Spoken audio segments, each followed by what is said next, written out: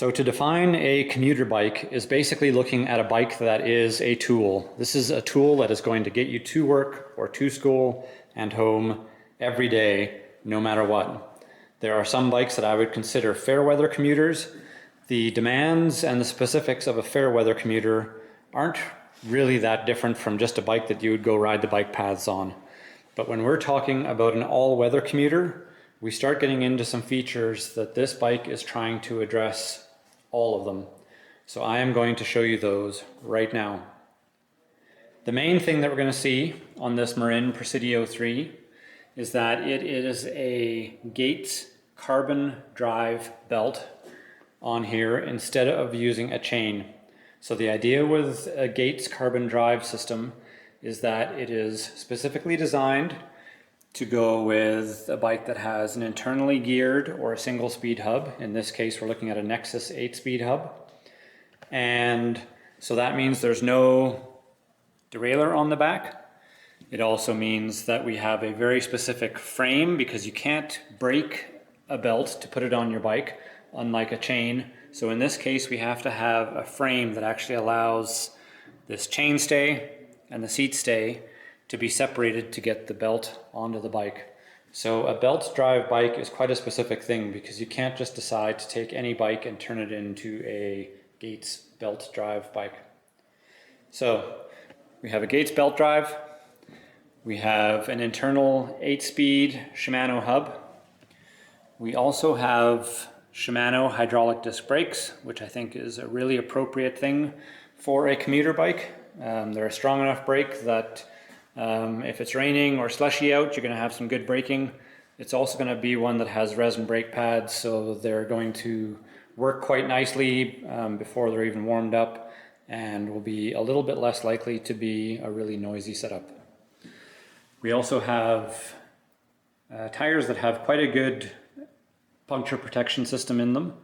That is obviously going to be important, both because it's a relatively narrow tire at a 32C width, but also because if we do get a flat, when we're looking at this kind of a system, to remove the rear tire to replace a flat, we definitely don't want to be getting flats too easily. So good puncture protection on here is part of the game. 32C tires, so that is going to be narrow enough to be rolling quite quickly, wide enough and with enough clearance on the frame that we'll be able to go a little bit wider if in this part of the world if we have to put on studded tires, which you can get 35 and 38C studded tires. So tires, very commuter friendly, reflective strip on them. Gates belt drive, very quiet, doesn't require lube. Handles all sorts of slushy, gross conditions better than a chain does, because we don't have to worry about rust and don't have to worry about a big buildup of black, disgusting oil, which is what happens on commuter bikes. We have mounts on here. That is a fender mount. We also have our rack mounts, matching threaded holes down here. Water bottle mounts on the seat tube and the down tube. This silver paint that we see the top of the frame done in, that is a reflective paint. And then we also have the bright yellow stuff on here, which is both bright during the day, and I believe that is reflective as well. Beyond that, the fact that this is sort of a matte black look and is an aluminum frame and fork means that it shouldn't look too disgusting if this bike is getting locked up all the time and the paint is starting to get abraded. So like some other paint finishes that would definitely show wear and tear, this guy shouldn't be too bad. We have lowrider mounts on the fork. We have a traditional quick release on the front, so if this is going to be loaded into a vehicle or put into a rack where we want to take off the front wheel and lock it in with the rear wheel, once again, very commuter specific type stuff. Seat post on here is a 27.2 diameter aluminum seat post, a Marin saddle that is just a standard commuter-ish style saddle, meaning it's got a waterproof finish on the top, that rubberized finish, and some decent padding, but not over the top. We have quite a long stem on here. This is a size large, and I believe that's a 90 millimeter long stem.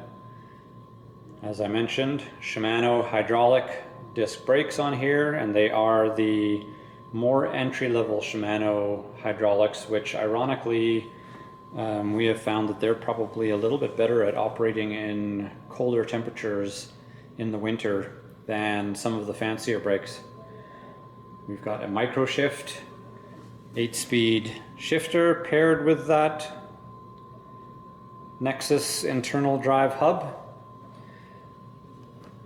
Like I showed, those nice ergonomic lock-on grips, which do actually add some extra comfort. Now, some of the things to consider on here. This bike is 28 pounds as is. By the time you put some racks and fenders on here, you're going to be at about 30 pounds.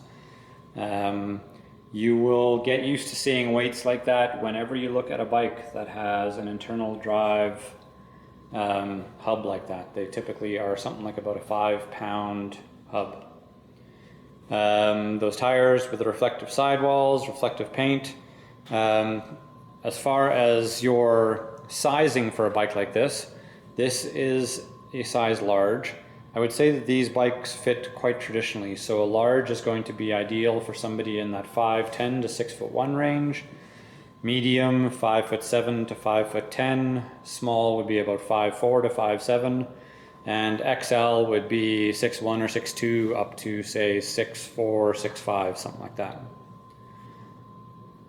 Now, one of the reasons I wanted to do a review on this bike is because we get a lot of calls about this, and it seems to be a bike that once people realize that it exists, they also realize that there are very few options that kind of give you all of what we're seeing on this bike without paying a big premium to get it from a really boutique-y small brand. So it is a unique bike. Belt drives, because that frame is belt drive specific, they are not that common. So, some more of the details here. Internal cable routing, of course that's going to be practical for winter riding, not wanting your shifter cable especially to be exposed to the gross gritty water that we see coming up. Details of those brakes and the design of the frame there.